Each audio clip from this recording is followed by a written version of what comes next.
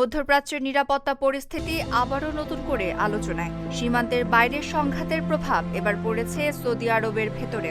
পরিস্থিতি পর্যবেক্ষণে দ্রুত নড়ে চড়ে বসেছে দেশটির কর্তৃপক্ষ।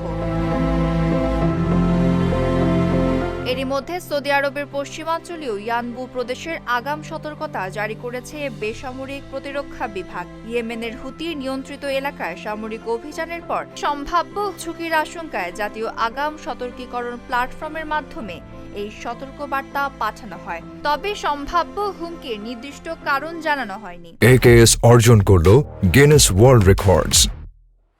AKS পরে এক হালনাগাদ বার্তায় জানানো হয় পরিস্থিতি স্বাভাবিক হয়েছে, তাই সতর্কতা প্রত্যাহার করা হয়েছে এবং এটি আর কার্যকর নেই। এ ঘটনায় কোনো হতাহত বা ক্ষয়ক্ষতির খবরও পাওয়া যায়নি।